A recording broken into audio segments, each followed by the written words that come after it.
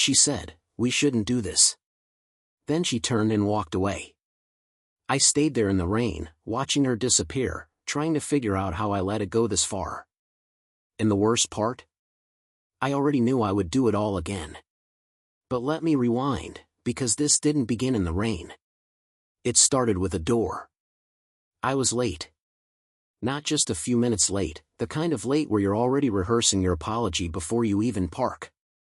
I worked at Crestline Studio, a mid-size architecture firm in Seattle. That morning, we had a briefing for the biggest project the company had chased in almost 2 years, the Renfield waterfront redevelopment. A full redesign of an old industrial strip along the water. The kind of job that could shape a firm's next decade. Frank Aldridge, our director, made it very clear the week before, attendance was not optional. I had a rolled blueprint under each arm, my laptop bag sliding off my shoulder, and somehow I was still holding a coffee when I pushed the conference room door open with my elbow. The door swung inward. I walked straight into someone on the other side. Papers went everywhere. I grabbed the doorframe, steadied myself, and looked up. And there she was. Calm. Still. Not a single thing out of place.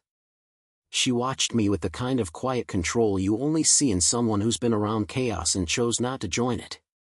Her hair was shaved close on one side, the other side falling in a sharp, copper-streaked angle across her jaw. A pen sat behind her ear, a folder held against her chest. She looked at me like I was something mildly interesting she hadn't planned to find. "Bold entrance," she said. I laughed, instantly, without thinking. The kind of laugh that slips out before your brain catches up. "Joel Harmon," I said, crouching to grab a blueprint. Before we go any further, take a quick second to hit that subscribe button.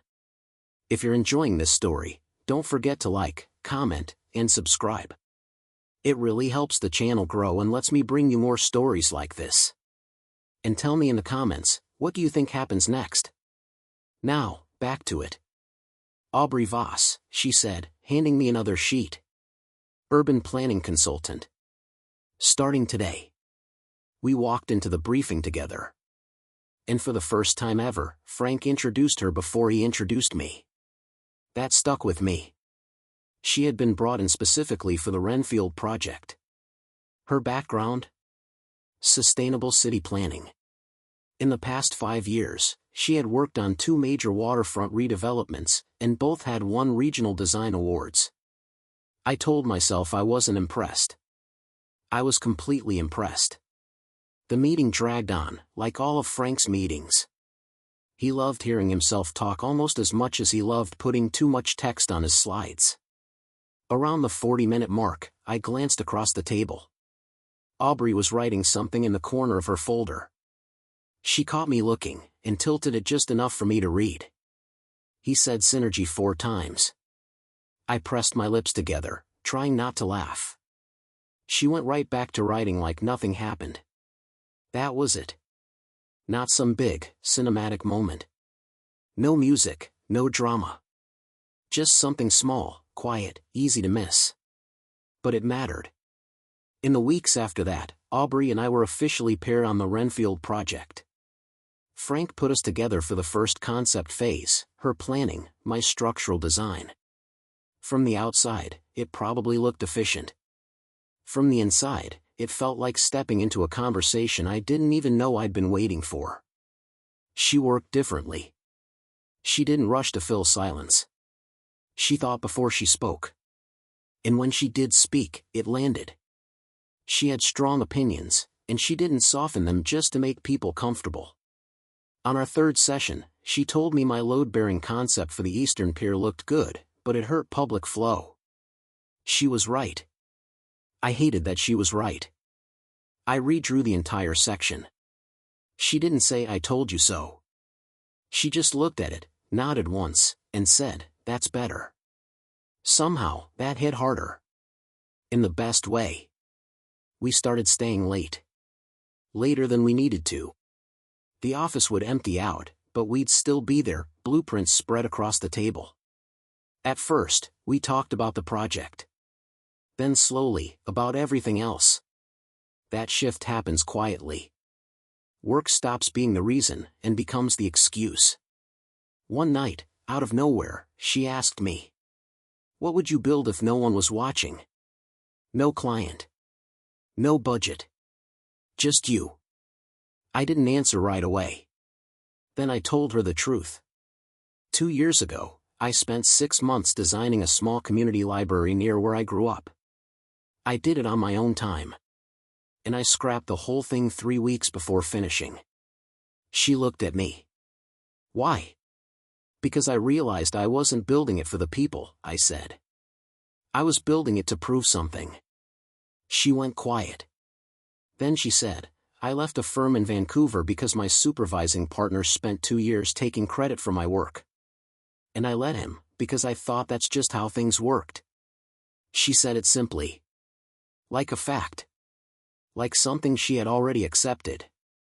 But she wasn't looking at me. She was looking at the table. Something shifted in that moment. Not loud. Not obvious. Just there. We packed up a few minutes later. At the door, she paused. You should finish the library, she said. Then she left. I sat back down. I stayed for another hour. Not working. Just thinking. Here's the thing about working closely with someone who actually sees you. It doesn't happen slowly. It happens all at once, and then keeps happening. And you keep pretending it's not. Until pretending becomes harder than the truth. That Thursday, Frank came by my desk. He said the Renfield client wanted a presentation in Portland, 2 weeks from now. He wanted Aubrey and me to lead it together. I said that was fine. He gave me a look I didn't understand at the time. Like he was making a decision. I didn't think much of it. I should have. Because what I didn't know, what neither of us knew yet, was that Frank Aldridge had already started making plans for after Portland. Plans that included both of us. Just not in a way we would have chosen. And by the time we figured it out, things would already be in motion. But that comes later. Right now, I need to tell you about the firm's quarterly social event.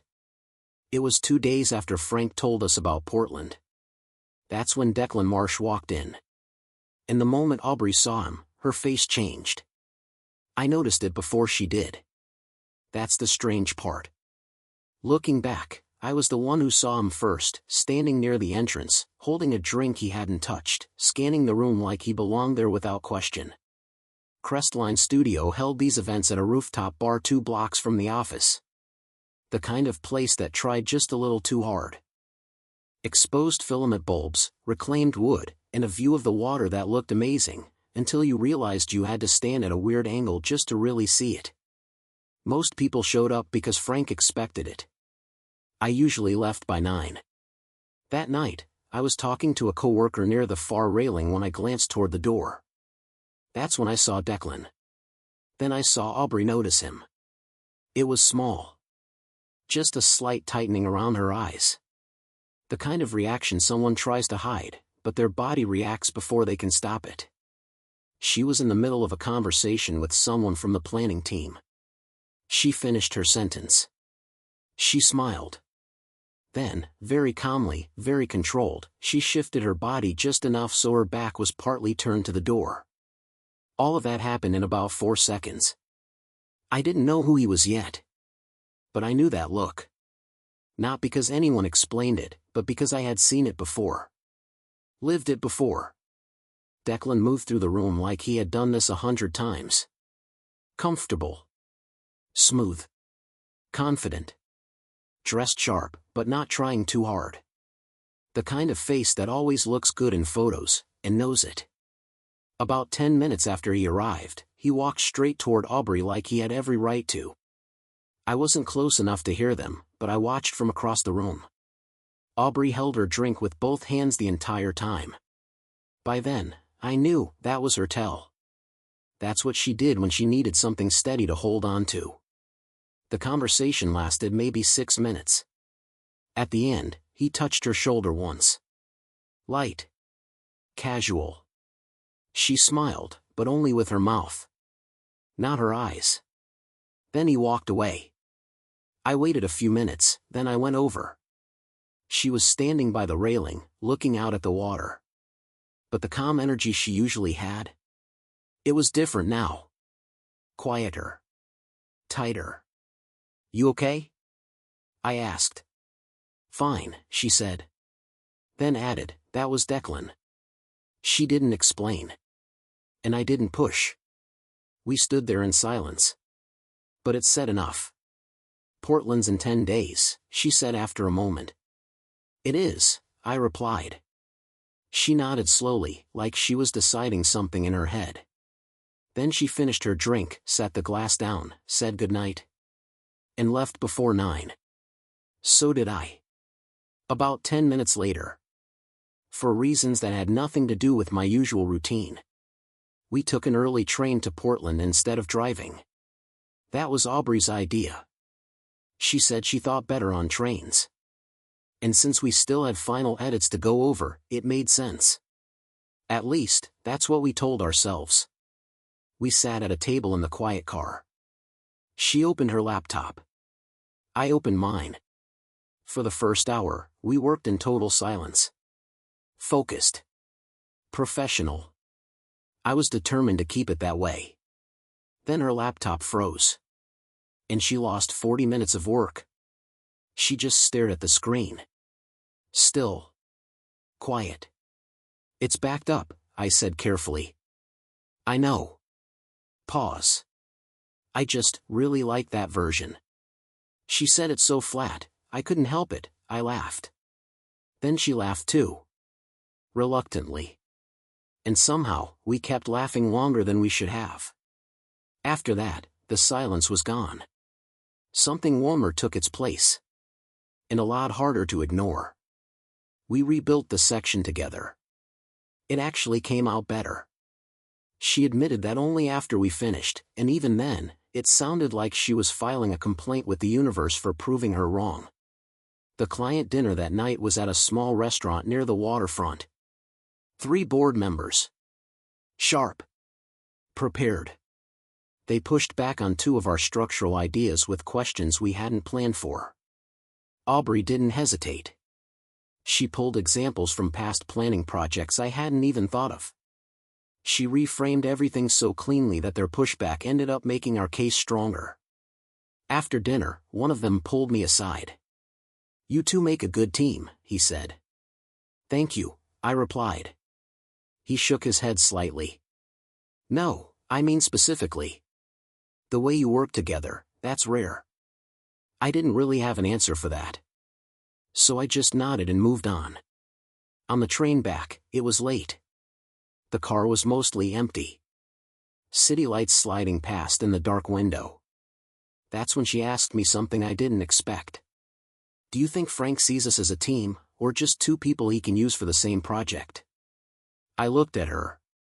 "Why?" He said something before we left. She turned away from the window. "He told me the client would respond better if I let you handle the structural questions during the presentation." She paused. "He called it strategy." I thought about that. "He didn't say that to me." "No," she said. "I didn't think he did." The train kept moving through the dark. And something cold settled in the back of my mind. Something I didn't want to name yet. "Aubrey." "I'm fine," she said. Calm. Clear. "I handled it. I just wanted you to know." We didn't talk much after that. When we got back to Seattle and stepped off the train, the night air hit, cold and sharp. She stopped walking for a second. Then she looked at me. And for the first time, she wasn't guarded. No control. No distance. Just open. Just real. "Thank you for today," she said. Not the presentation. Just today. I wanted to say something that actually mattered. Instead, I said, "Same time, same project, same frozen laptop." She smiled. This time, fully. Eyes included. Then she turned and walked toward the taxis. I stayed on the platform a little longer. And that's when it hit me, clearly, Completely, no way to deny it anymore. I was in trouble. Real trouble. What I didn't know yet was that 3 days after we got back from Portland, everything would change. A misdirected email would land in Aubrey's inbox. An email that wasn't meant for her. But she would open it anyway. And what she found inside would explain Frank's comment on that train. The conversation I overheard outside the supply room the following Tuesday. And the draft of an industry feature that somehow didn't include her name at all. But I didn't know any of that yet. All I knew, standing there in the cold Seattle night, was this. Something had already started. And none of us were going to stop it. The email was never meant for her. That's the moment that keeps replaying in my head when I think about how everything started to fall apart. Not some big argument. Not someone getting exposed in a dramatic way. Just one email, sent to the wrong person on a Tuesday afternoon. 3 days after we got back from Portland. An email that landed in the wrong inbox, and pulled on a thread that had already been loose for months. I was at my desk going through structural revisions when Aubrey showed up at my door. She didn't knock. Didn't speak right away. She just stood there, holding her laptop with both hands, the same tight grip I had noticed at the rooftop bar, and looked at me with an expression that felt like it was holding together, and falling apart at the same time. "Close the door," she said. I did. She stepped in, placed the laptop on my desk, and turned it toward me without a word. It was an email chain. Frank Aldridge at the top. Underneath, an editor from a well-known industry magazine, Built Environment Quarterly. They had been going back and forth for 6 weeks about a feature on the Renfield waterfront project. A major article. The kind that could shape a firm's reputation for years. I read the first message. Then the second. Then I kept scrolling, and read everything. My name was everywhere. Lead designer. Creative lead. Primary architect behind the concept. Aubrey's name? It showed up once. Buried in a list of supporting consultants. I looked up at her. Her arms were crossed, not out of anger, but like she was trying to hold herself together. Her jaw was tight. Her eyes were dry. And quietly furious. "How long have you known?" I asked. "I got the email 40 minutes ago." Pause. "But if I'm honest, I think I've known something was off for longer. I just didn't want to see it. I thought about the train ride back from Portland. Frank telling her to let me lead the structural questions. Calling it strategy. Back then, it didn't make sense. Now it did. "This isn't a mistake," I said. "No," she replied. "It's not." I pushed my chair back and stood up. Something shifted inside me. Not anger. Not calm. Just clarity. The kind that shows up when confusion has gone on too long. "We document everything," I said. "Drafts, revisions, emails, every timestamp." "I already started," she said. Of course she had. We spent the rest of the afternoon, and most of the night, building a record that should never have been necessary. Her original Renfield concept document, dated 6 weeks before I had written a single line. Her planning frameworks that shaped the entire Eastern Corridor. Annotated revisions showing her notes on ideas Frank later described in emails as mine. We organized everything. Carefully. Quietly. No drama. Around 8 that night, she leaned back in her chair and pressed both hands over her face. "I've been here before," she said softly. "Different firm. Different person. Same pattern." I remembered what she told me weeks ago, about the partner in Vancouver who took credit for her work for 2 years. Back then, I didn't fully understand what that had done to her. Now, sitting across from her, watching her hold it together by pure will, I was starting to. "That's not happening here," I said. She looked at me. "You don't know that yet." "I know I'm not going to let it." She stayed quiet for a moment. Then she said, "This isn't your fight to take on for me, Joel." "It's not charity," I said. It's our project. He took it from both of us. You just saw it first. Something shifted in her expression.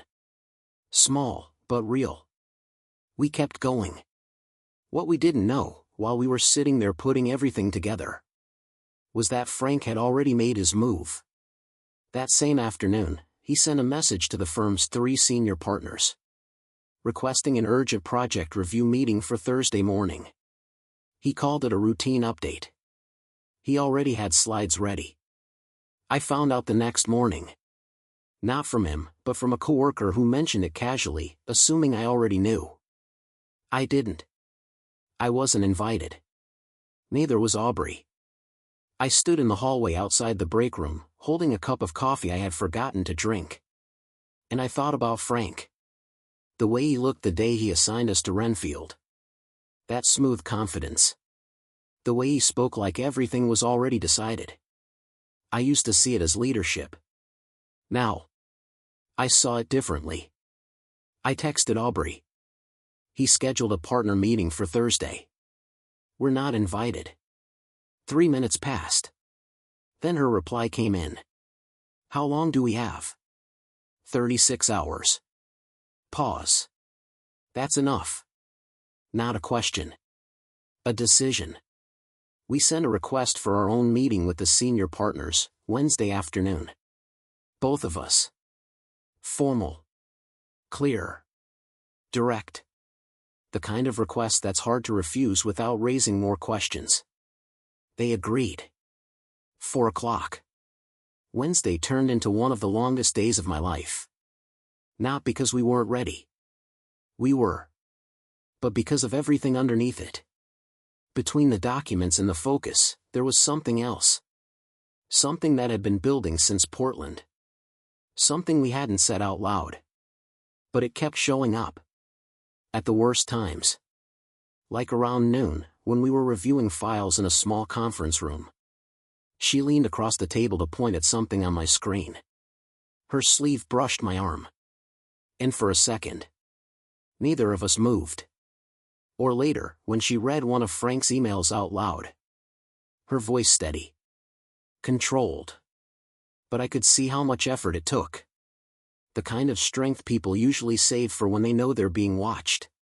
Except no one was watching. And she held it together anyway.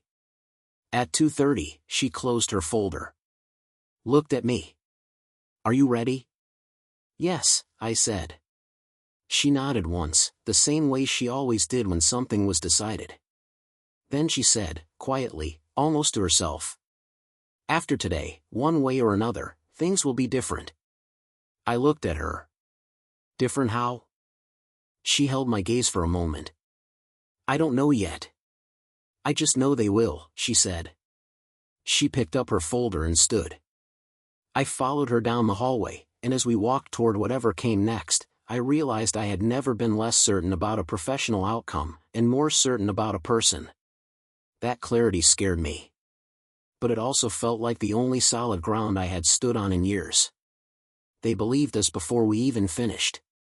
I saw it in the way the 3 senior partners, Carla Webb, Thomas Rue, and a quietly observant Ian Foster, shifted in their seats about 20 minutes into our review. Not dramatically. Just that subtle stillness that comes when people realize what they've been looking at is worse than they imagined. Aubrey led them through the timeline first. Methodical, precise, no exaggeration. The original concept document with her authorship clearly visible. The planning frameworks. The revision history showing exactly who contributed what. Every point landed perfectly, not with anger, but with that quiet force that made it impossible to ignore.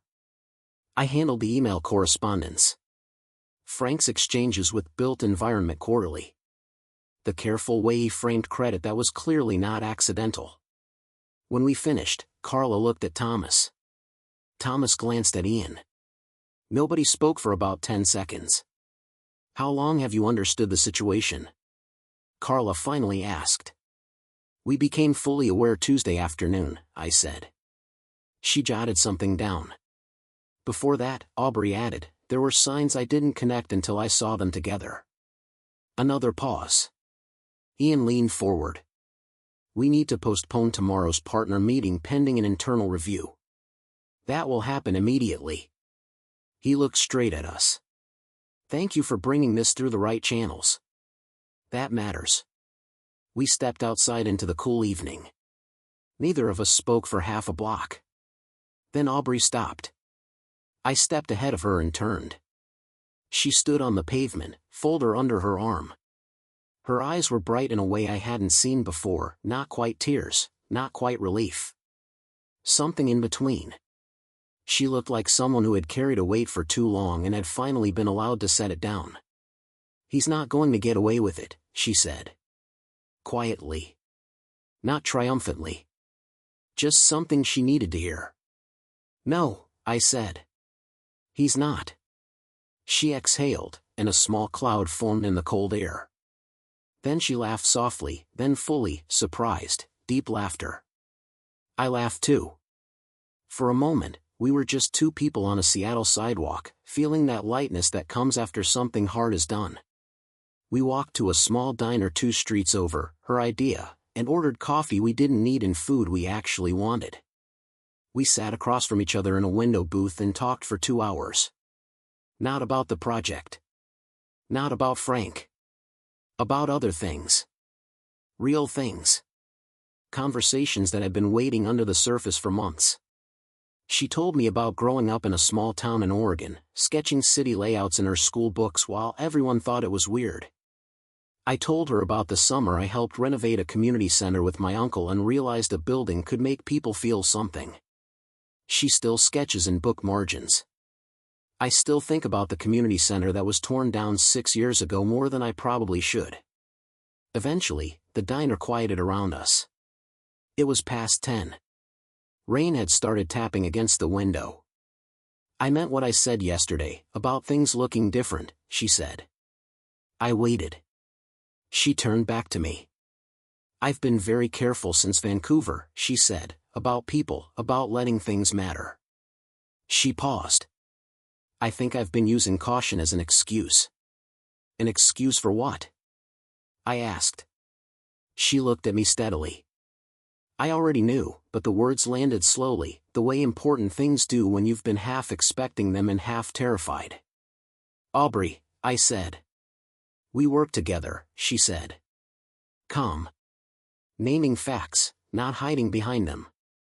It's complicated. There's still a lot to sort out with the firm, I said. I know, she said. And I'm still figuring out what I want the next chapter of my life to look like. I know that too, I said. She was quiet a moment. Then softly, we shouldn't do this. I looked at her. Copper-streaked hair. The pen still tucked behind her ear from the meeting. Steady brown eyes that had seen through every version of careful I'd tried to project. I said nothing. I leaned forward across the table slowly, closing some of the distance. She didn't move back. She put her hand over mine, warm, certain. Okay, she said quietly. Okay. That was 14 months ago. The internal review took 3 weeks. Frank Aldridge resigned before it concluded. The built environment quarterly feature was pulled and rescheduled, and when it ran 2 months later, both our names were at the top.